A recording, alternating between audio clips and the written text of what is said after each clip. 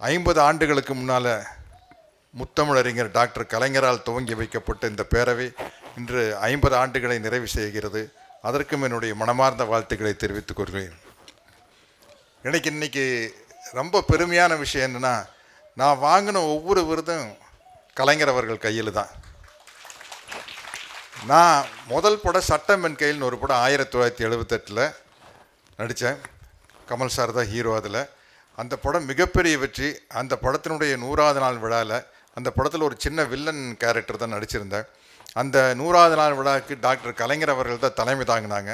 So சினிமாவில் காலடி எடுத்து வச்சு முதல் வில்லனாக நடித்த அவார்டை விருதை கலைஞர் கையில் தான் வாங்கினேன். அதுக்கப்புறம் 6 வருஷம் கழித்து நான் கதாநாயகனாக நடிக்க ஆரம்பிச்சிட்டேன்.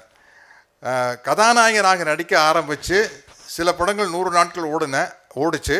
ஆனால் 100 நாட்கள் ஓடி விருது பெற்ற முதல் படம் பாலைவன ரோஜாக்கள். அவர் தான் பாலைவன ரோஜாக்கள் தான் அந்த கதாநாயகனாக முதல் விருது பெற்றதும் ஐயா கலைஞர் அவர்களுடைய கையால் தான். அந்த பெருமையும் எனக்கு இருக்குது. தொடர்ந்து அவர் கையில் எனக்கு பெரியார் விருது கொடுத்துருக்கிறாரு, எம்ஜிஆர் விருது கொடுத்துருக்காரு.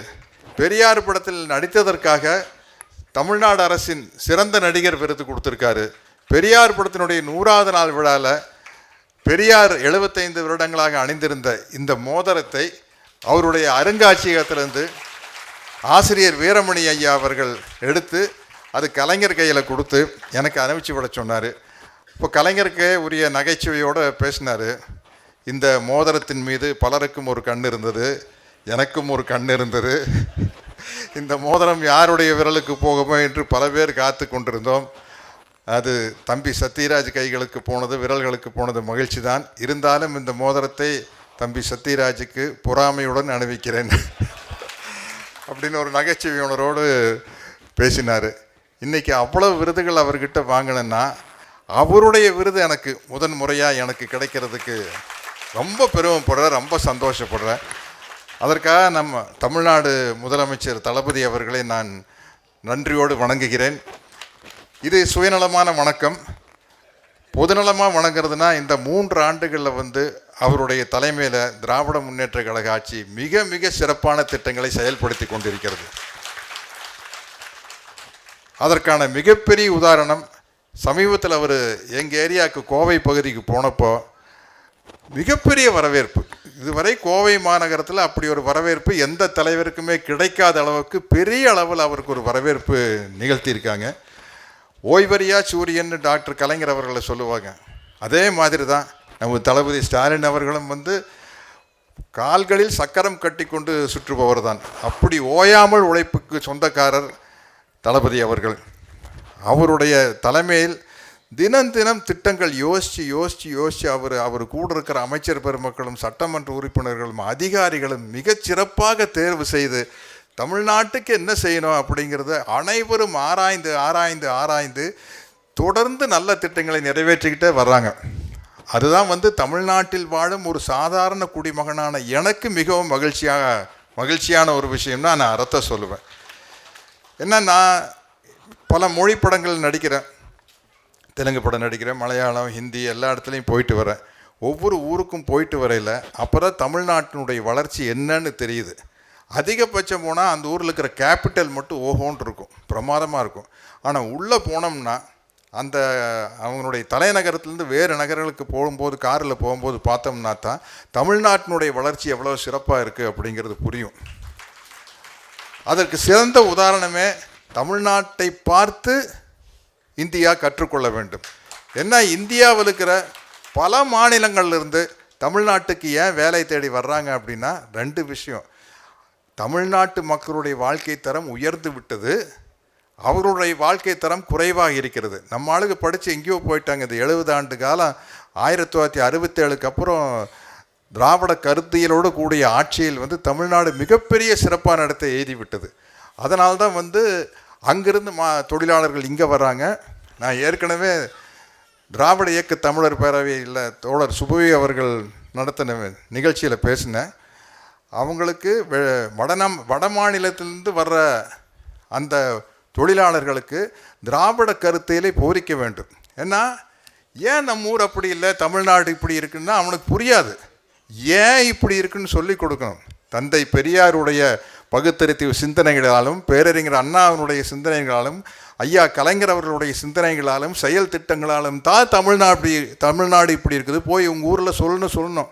நம்ம சொல்கிறோமில்ல, சிங்கப்பூர் போயிட்டு வந்தால் சொல்கிறோமில்ல, நம்ம ஊர் எப்போங்க இப்படி மாறுறது அப்படின்ட்டு. இப்போ அந்த மாதிரி இவங்க அந்த ஊருக்கு போனால் சொல்லிக்கிட்டு இருப்பாங்க, எப்போங்க நம்ம பீகார் தமிழ்நாடு மாதிரி ஆகிறது, எப்போங்க நம்ம யூபியோ எம்பி தமிழ்நாடு மாதிரி ஆகிறதுன்னு அங்கே போய் புலம்பிக்கிட்டு இருப்பாங்க. ஏன் ஆச்சு அப்படிங்கிறத அவங்களுக்கு சொல்லி கொடுக்கணும். அப்படி ஒரு சிறப்பான முதல்வர் கையில் கலைஞர் விருது வழங்க பெற்றது நான் ரொம்ப பெருமையாக நினைக்கிறேன். எல்லா மேடைகளும் நான் கலைஞருடைய சினிமா வசனத்தை தான் பேசி காட்டுவேன். பராசக்தி வசனம். நான் நடிகர் திலகத்தினுடைய வசனத்தை பேசி காட்டினா, அவரை சந்திக்க கோபாலபுரம் வீட்டுக்கு போனப்போ, நீ என்ன எப்போ பார்த்தாலும் சத்யராஜ் நீங்கள் சிவாஜி வசனத்தையே பேசிகிட்டு இருக்கிறீங்க, நான் உங்களுக்கு பிடிச்ச நடிகர் எம்ஜிஆர் எழுதின வசனத்தை பேசுங்க அப்படிம்பாரு. நாம் படத்தில் நான் எழுதியிருப்பேன், அதை பேசுங்க. ஒரு காட்சியில் எதிர்பாராத விதமாக வீரப்பா உள்ளே வந்துடுவார். அதை பார்த்தோன்னே எம்ஜிஆர் ஒரு ஷாக் ரியாக்ஷன் கொடுப்பார். உடனே வீரப்பா கேட்பார் எம்ஜிஆர்கிட்ட, என்ன முகத்திலே ஆச்சரியக்குறி அப்படின்ட்டு. அதுக்கு எம்ஜிஆர் பதில் சொல்லுவார், ஆம் ஆச்சரியக்குறிதான், அதையே சற்று வளைத்தால் கேள்விக்குறியாக மாறிவிடும், கேள்விக்குறியும் அறிவாலும் ஒரே போல் தான் இருக்கும் என்பதை மட்டும் மறந்து விடாதீர்கள் அப்படின்னு ஒரு வசனம். ஏன்னா பொருளாதார ரீதியாக மார்க்சிய சிந்தனையில் ரொம்ப ஈடுபாடு உள்ளவர் டாக்டர் கலைஞர் அவர்கள். அதனால தானே அவருடைய புதல்வருக்கு ஸ்டாலின்னு பேர் வச்சுருக்காரு. நான் கேள்விப்பட்டேன், அவர் பிறந்தப்போ ஏதோ ஒரு மீட்டிங் நடந்துட்டப்போ, அவர் பிறந்தது சொன்னப்போ, அவர் அங்கே ரஷ்ய புரட்சியின் மீது மிகுந்த ஈடுபாடு உள்ளவர் அந்த ரஷ்ய புரட்சி வீரன் ஸ்டாலினுடைய நினைவாக பேர் வச்சார் அப்படின்னு கேள்விப்பட்டிருக்கேன். சரி, கலைஞருடைய பொன்மொழிகளை பேசி காட்டலாம் அப்படின்னு சொல்லி கூகுளில் போய் பார்த்தா அது ஆயிரக்கணக்காக வருது. சரி, ஒரு 4-5 விஷயம் மட்டும் எழுதிட்டு வரலாம் அப்படின்ட்டு எழுதிட்டு வந்தால் ரொம்ப சிறப்பாக இருந்தது. பாருங்க, மேகங்களே, சூரியனால் உருவான நீங்கள் அந்த சூரியனையே மறைக்கிறீர்கள், மறந்து விடாதீர்கள். காற்று வீச தொடங்கினால் கலைந்தும் கரைந்தும் மறைந்தும் விடுவீர்கள்.